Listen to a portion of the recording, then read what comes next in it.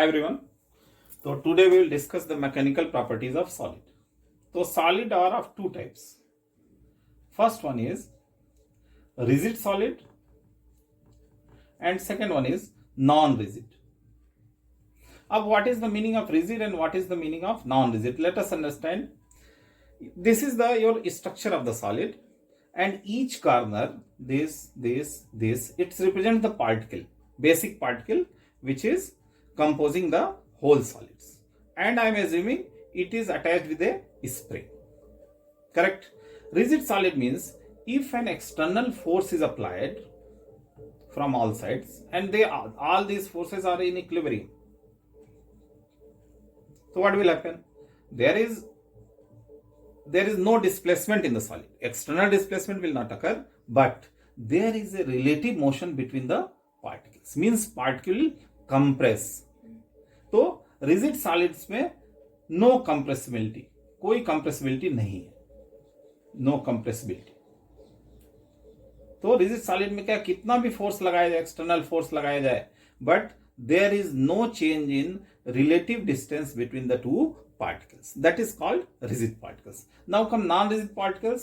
Non-rigid particles ठीक उल्टा है इसका, कि यदि बाहर से फोर्स लगाया जाएगा, if external force is applied, the particle changes its position and there is a compression and particle comes closer.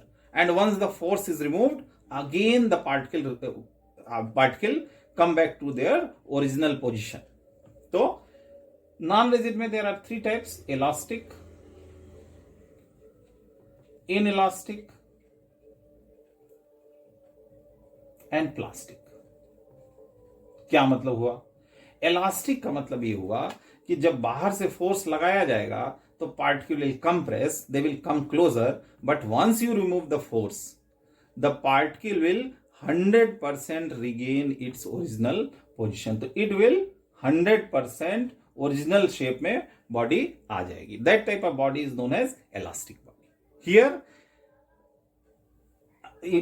in the inelastic body, the regaining is not 100%.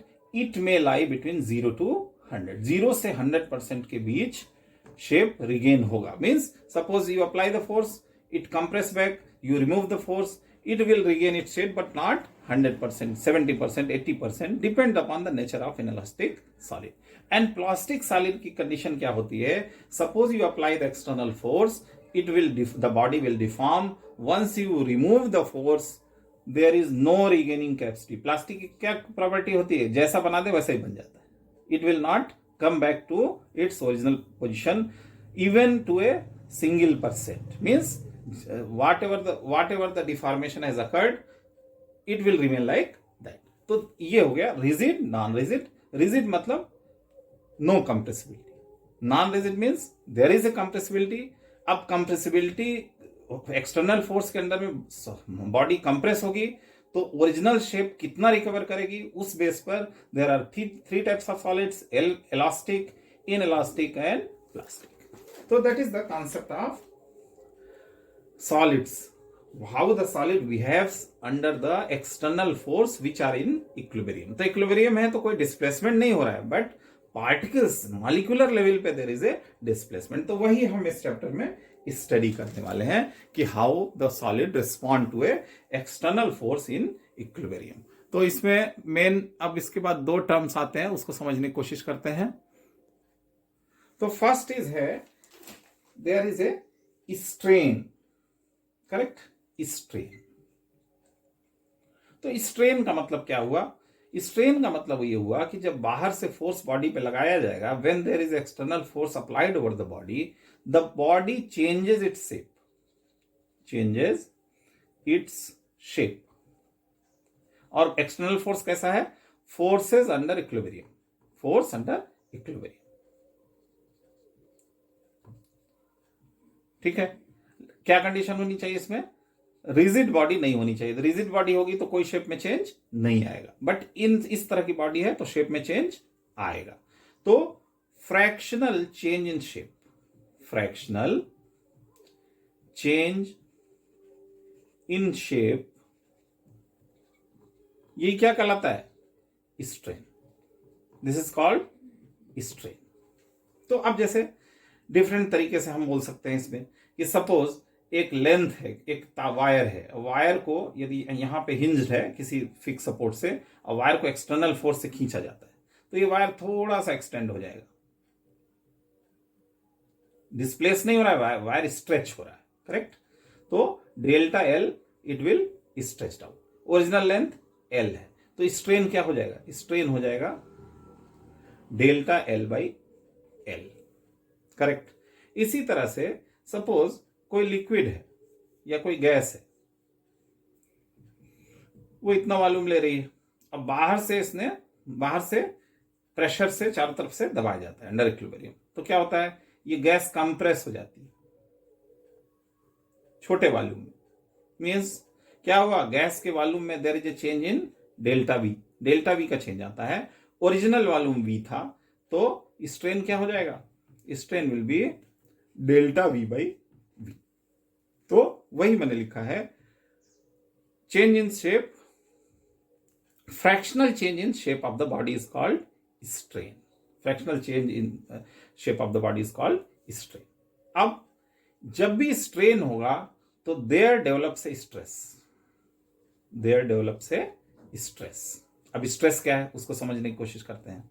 क्या होगा कि जैसे इसी का एग्जांपल ले लेते हैं कि यदि नॉर्मल लेंथ में ये वायर है और यहां पे हिंज्ड है किसी फिक्स सपोर्ट से, तो इसमें कोई स्ट्रेस नहीं, स्ट्रेस जीरो है, स्ट्रेस इज जीरो। अब मैंने बाहर से एक फोर्स लगाया, तो बाहर से फोर्स लगाया, ये तार, ये जो डैश पोर्शन है इतना एक्सटेंड हो गया, suppose delta L DL length का एक्सटेंशन हुआ, फोर्स लगा हुआ है बाहर की तरफ, तो क्या होगा कि अब इस तार के अंदर intermolecular forces, regaining capacity, restoring force की वजह से ये तार क्या है, बैक सेम फोर्स से खींचेगा इस फोर्स को, तो क्या नेट फोर्स इस पे जीरो हो जाएगा। तो अंडर दीज टू फोर्सेस यहां पर तार इतना स्ट्रेच होकर इक्विलिब्रियम कंडीशन में रहेगा, but there is a stress, ये स्ट्रेस कितना है, सेम है जो एक्सटर्नल फोर्स लगाया गया। अब यदि एक्सटर्नल फोर्स जैसे ही हटाया जाएगा तो because of this stress force the wire will regain its original shape if it is elastic, regain its some percentage of shape if it is inelastic, and it will remain like that if it is plastic, correct। बात समझ में आई। तो stress is a force, a nature of force, but it is measured in terms of F by A, force per unit area। Pressure के equivalent नहीं मानेंगे, एक dimension इसका pressure के इक्विवेलेंट है न्यूटन पर मीटर स्क्वायर। तो स्ट्रेस को हमेशा किस तरीके से नापा जाएगा, force per unit area, correct. Now you got the point. तो दो टर्म्स हमको याद रखने हैं, स्ट्रेन याद रखना है और स्ट्रेस याद रखना है। स्ट्रेन क्या होता है, बॉडी के फ्रैक्शनल चेंज इन शेप को स्ट्रेन बोलते हैं, और स्ट्रेस क्या होता है, चूंकि बॉडी शेप चेंज करती है because of this type of structure, तो बॉडी अपने ओरिजिनल शेप को रिगेन करने की कोशिश करती है। इस दौरान वो क्या करता है, बॉडी अपने अंदर एक इंटरनल फोर्स डेवलप करती है जो कि बाहर के एक्सटर्नल फोर्स को न्यूट्रलाइज कर सके या ओवरकम कर सके। तो इस तरह का जो इंटरनल फोर्स बॉडी के अंदर जनरेट होता है, that is called stress developed under inside the body under the influence of external force। तो I write down formula, strain is equal to change in dimension, it may be length, it may be volume, depending upon the nature of the body and nature of the external force। तो strain is equal to change in dimension divided by original dimension।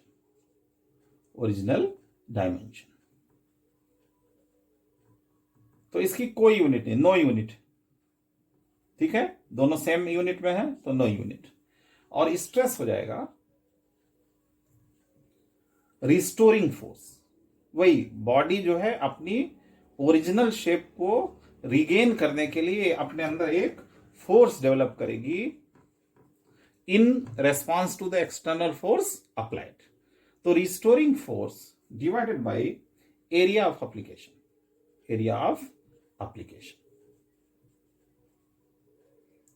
तो इसकी unit जो होती है वो Newton पर metre square.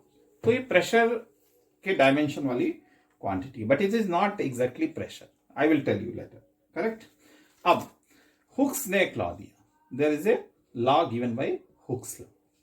Hooks law क्या बोला कि यदि बॉडी इलास्टिक है, इलास्टिक बॉडी की बात कर रहा है, इलास्टिसिटी, इलास्टिक बॉडी के केस में लॉ है elastic body. Elastic body means कि body will regain its 100% original shape once the external force is removed.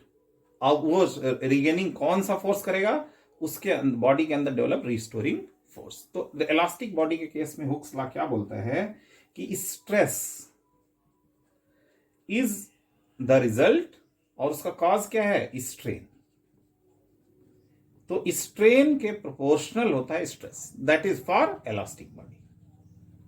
तो अंडर इलास्टिक लिमिट, जब तक इलास्टिक बिहेवियर बॉडी का है, बहुत ज्यादा फोर्स लगा लेंगे तो परमानेंट डिफॉर्म हो जाएगी, लेकिन एक नॉर्मल फोर्स यदि अप्लाई करेंगे और इलास्टिक बॉडी है, तो हुक्स लॉ ये बोलता है फॉर इलास्टिक बॉडी स्ट्रेस जो है वो स्ट्रेन के प्रोपोर्शनल होगा। Stress is proportional to strain under elastic limit. उसका वर्ड क्या दिया, under elastic limit. Elastic limit क्या मतलब हुआ कि कोई भी इलास्टिक बॉडी ऐसा नहीं है कि बहुत हाई फोर्स लगाने तो इलास्टिक नेचर उसका आ जाएगा, वो परमानेंट डिफॉर्म हो जाएगी, करेक्ट, या टूट जाएगी। तो नॉर्मल कंडीशन में जहां पे उसका इलास्टिक बिहेवियर मेंटेन्ड है, जो स्ट्रेस बॉडी के अंदर, जो बॉडी के अंदर स्ट्रेस डेवलप होगा, वो स्ट्रेस स्ट्रेन के प्रोपोर्शनल होगा। तो उसने एक कांस्टेंट से इसको इक्वेट कर दिया, stress is equal to E into strain. अब ई को बोलते हैं, क्या बोलते हैं इसको, modulus of elasticity. Modulus of elasticity, modulus of elasticity. तो ये क्या है, ये गिवन मटेरियल पे डिपेंड करेगा, कौन सा मटेरियल, तो मटेरियल पे डिपेंड करेगा, करेक्ट। और किस तरीके से इसका डिफॉर्मेशन किया जा रहा है, वो नेचर ऑफ द स्ट्रेन पर भी डिपेंड करेगा कि किस तरीके से फोर्स अप्लाई किया, क्या उसका वॉल्यूम चेंज हो रहा है, लेंथ चेंज हो रहा है, उस पर भी डिपेंड करेगा, करेक्ट।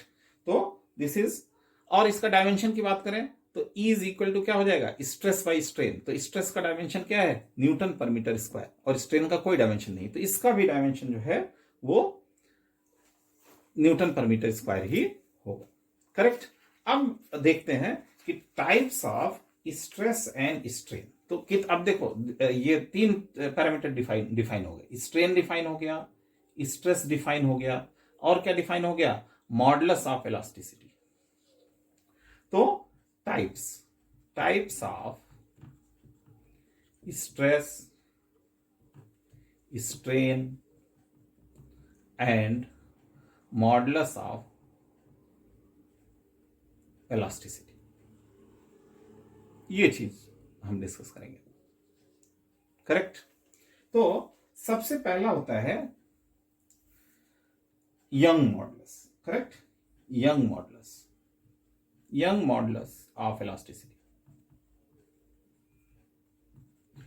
ये बहुत इंपॉर्टेंट है, क्वेश्चंस इसी पर पूछे जाते हैं, तो इसका कॉन्सेप्ट को समझना भी जरूरी है, करेक्ट। यंग, और ये यंग मॉडल ऑफ इलास्टिसिटी किसके केस में आएगा, सॉलिड्स के केस, ठीक है। तो क्या होगा यंग मॉडुलस, सपोज एक वायर लिया जाए जिसका नॉर्मल लेंथ L है, और ये फिक्स सपोर्ट से बंधा हुआ है, और इसका क्रॉस सेक्शनल एरिया जो है A है। अब यदि बाहर से कोई फोर्स लगाया जाए, एक्सटर्नल फोर्स लगाया जाए, तो बॉडी तो डिस्प्लेस नहीं होगी, रिजिड सपोर्ट से बंधी हुई है, लेकिन बॉडी इलोंगेट जरूर होगी। क्या मतलब हुआ कि बॉडी का जो नॉर्मल लेंथ L है, उससे बॉडी हल्की सी स्ट्रेच हो जाएगी। कब तक स्ट्रेच होगी, अब ये F फोर्स लगाया था मैंने बाहर, F एक्सटर्नल, तो ये F एक्सटर्नल तो लगाया ही हुआ है इसके ऊपर। कब तक स्ट्रेच होगी, जब तक इसके अंदर जो स्ट्रेस, जो फोर्स स्ट्रेस कॉज करेगा, वो F एक्सटर्नल के बराबर नहीं हो जाए। तो F एक्सटर्नल के बराबर ही अंदर फोर्स स्ट्रेच हो जाएगा, तो बॉडी का इलांगेशन रुक जाएगा। तो अब क्या हुआ इस केस में, तो डेल्टा एल लेंथ बढ़ गया, यहां पे ये लंबाई मान लिया delta L length, wire stretch हो गया। तो स्ट्रेन की बात करें, strain is equal to delta L by L. L is the original length and delta L the extension in the length. तो ये fractional change in dimension, change in dimension divide by original dimension, that is your strain. Stress की बात करें तो actually stress का definition में इन restoring force होता है, लेकिन अब जब इक्विलिब्रियम में बॉडी स्ट्रेच होकर रुक गई, उस कंडीशन में रिस्टोरिंग फोर्स एफ एक्सटर्नल के बराबर ही होगा। तो हम जो फोर्स अप्लाई किया गया उसी को लिख देते हैं इधर, एफ एक्सटर्नल डिवाइडेड बाई ए। लेकिन एक्चुअली कॉन्सेप्ट के हिसाब से it is not F external, it is restoring force developed in the wire, correct. तो यंग मॉडुलस, अब इसी को करते हैं स्ट्रेस। ये अब जो ये मॉडुलस ऑफ इलास्टिसिटी इस केस में डिफाइन होगी, that is represented by Y, that is Young modulus of elasticity. तो वाई क्या हो जाएगा, यदि इस हुक्स लॉ से देखें तो Y is nothing but stress by strain, stress by strain. तो स्ट्रेस बाई स्ट्रेन, तो ये फॉर्मूला आ जाएगा। यदि स्ट्रेस की value F external by A, मैं उसको एफ ही लिखता हूं, तो F L by A delta L. तो this is very important formula for numerical problems. Numerical problems इस पे पूछी जाती है, इस पे न्यूमेरिकल प्रॉब्लम्स पूछी जाती है। तो let us solve one example for Young modulus of elasticity, then we can go for different type of stress, strain and modulus of elasticity. Anyway, I write down other two, but I will explain later. तो second है, that is shear modulus of elasticity. और third है bulk modulus of elasticity, bulk modulus of elasticity. ठीक है, ये second वाला जो है वो जब टेंजेंशियल फोर्स किसी सॉलिड के ऊपर लगाया जाता है, ये भी सॉलिड के केस में सेकंड वाला ट्रू है। जब टेंजेंशियल फोर्स, जैसे सपोज एक क्यूब है और इसके अपर सरफेस पे एक टेंजेंशियल फोर्स लगाया जा रहा है और बॉडी जो है थोड़ी बेंड हो जाती है, like that, it is bend like that, आगे थीटा एंगल आगे की तरफ झुक जाती है बॉडी। नीचे वाला बेस पर तो ये फिक्स है, बट ऊपर से झुक जाती है। तो इस तरह से जो स्ट्रेस और स्ट्रेन डेवलप होगा इस बॉडी के अंदर, वो कैसे डिस्कस करेंगे, शियर मॉडुलस ऑफ इलास्टिसिटी। और बल्क मॉडुलस ऑफ इलास्टिसिटी जो है वो सॉलिड, लिक्विड, गैस तीनों के केसेस में है। और ये कंप्रेसिबिलिटी से रिलेटेड है कि सपोज कोई भी मटेरियल है, चाहे सॉलिड है, लिक्विड है, गैस है, और बाहर से अंडर इक्विलिब्रियम प्रेशर उसको चारों तरफ से लगाया जा रहा है, तो क्या होगा, उसका वॉल्यूम जो है श्रिंक होगा। इस श्रिंकिंग की वजह से एक मटेरियल के अंदर क्या होगा, एक स्ट्रेन डेवलप होगा, और इस स्ट्रेन की वजह से एक स्ट्रेस डेवलप होगा। उस कंडीशन में जो मॉडुलस ऑफ इलास्टिसिटी हम स्टडी करेंगे वो क्या कहलाएगी, बल्क मॉडुलस ऑफ इलास्टिसिटी, जो वॉल्यूम से रिलेटेड है और ये टेंजेंशियल डिफॉर्मेशन से रिलेटेड है, that we will discuss later. तो अभी हाल फिलहाल में इसको यहां से हटा देता हूं। सबसे पहले हम लोग क्या करेंगे, यंग मॉडुलस पे फोकस करेंगे, क्योंकि ये बहुत इंपॉर्टेंट टॉपिक है।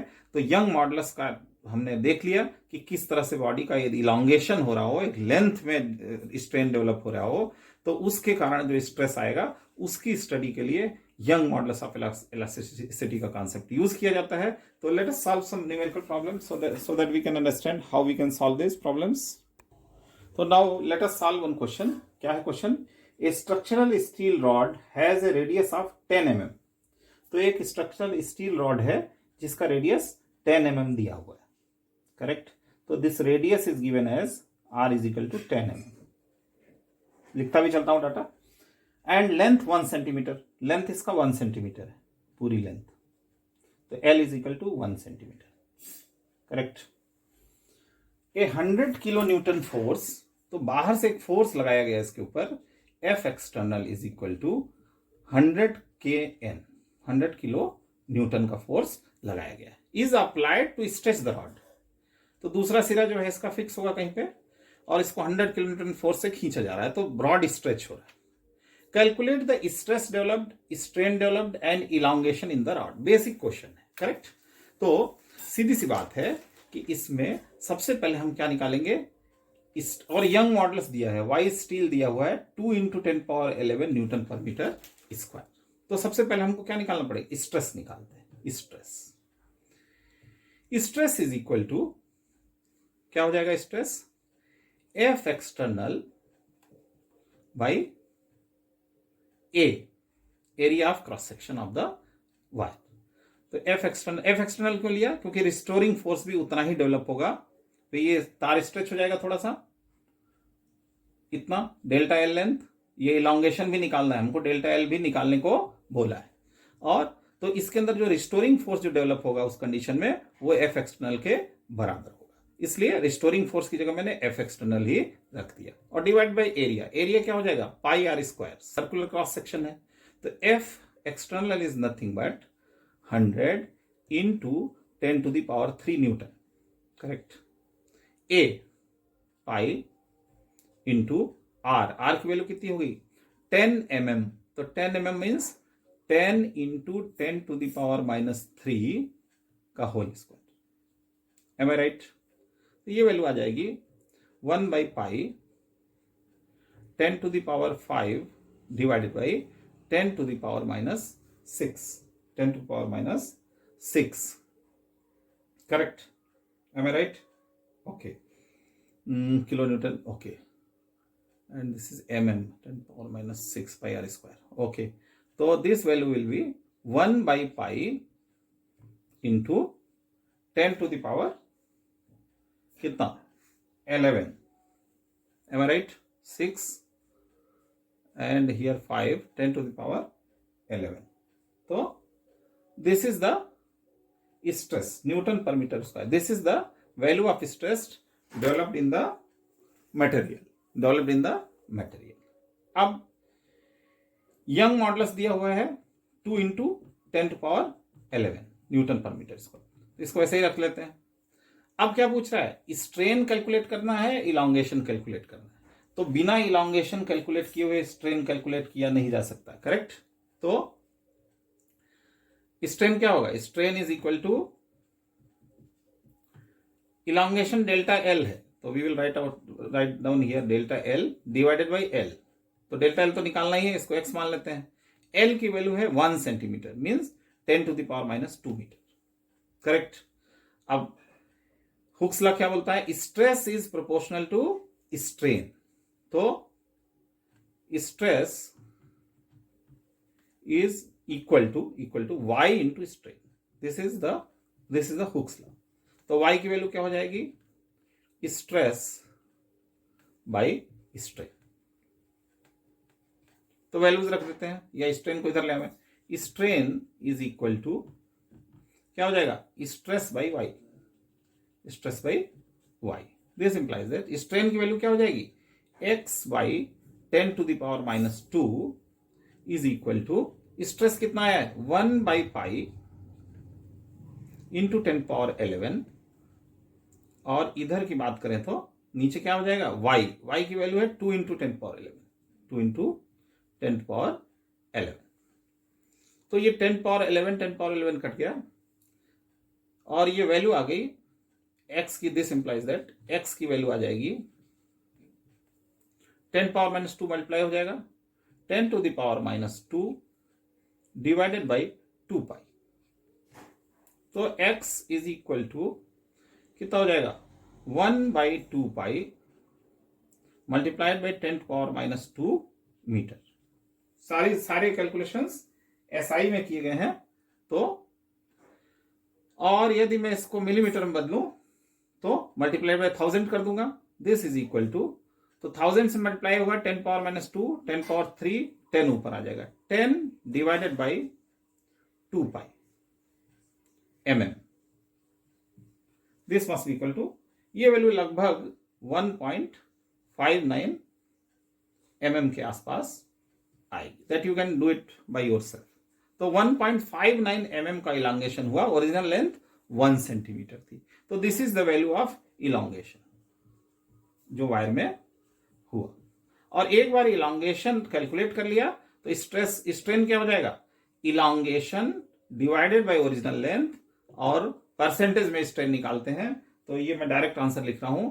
ये जब रेशियो लेंगे तो ये वैल्यू जो स्ट्रेन आएगी, स्ट्रेन की वैल्यू जो आएगी, दिस मस्ट इक्वल टू 0.16%। 0.16%, मतलब इसे 100 से मल्टीप्लाई करके डेल्टा एल बाई एल निकालेंगे और उसको 100 से मल्टीप्लाई कर देंगे तो वो परसेंटेज में आंसर आ जाएगा, और 100 से मल्टीप्लाई नहीं करेंगे तो वो फ्रैक्शन में आंसर आएगा। फ्रैक्शन में और छोटा आंसर आएगा, 100 से डिवाइड 0.0016 आएगा। और मोस्टली स्ट्रेन को परसेंटेज में डिवाइड करते हैं, कितना परसेंट डिफॉर्म हुआ है, तो delta L by L into 100। तो वैल्यू जब डेल्टा एल की वैल्यू आ गई 1.59 mm, एल की वैल्यू हो गई 1 सेंटीमीटर, दोनों यूनिट को एक ही उसमें रखेंगे, एक ही, या तो सेंटीमीटर बदल लें या तो mm बदल लें, और जब रेशियो लेके 100 से मल्टीप्लाई करेंगे तो आंसर 0.16% का स्ट्रेन आएगा। तो that way we can solve the problems based on young modulus of elasticity in case of the solid। तो वीडियो लंबी हो रही है तो मैं इसको ब्रेक करके नेक्स्ट वीडियो में डालूंगा। तो आज के लिए बस इतना ही, और वीडियो पसंद आया हो तो जरूर लाइक करें, चैनल को जरूर सब्सक्राइब करें, क्योंकि इससे मेरा भी मोटिवेशन बना रहेगा और मैं भी वीडियोस डाल के आपको हेल्प कर सकता हूं। Okay, thank you very much.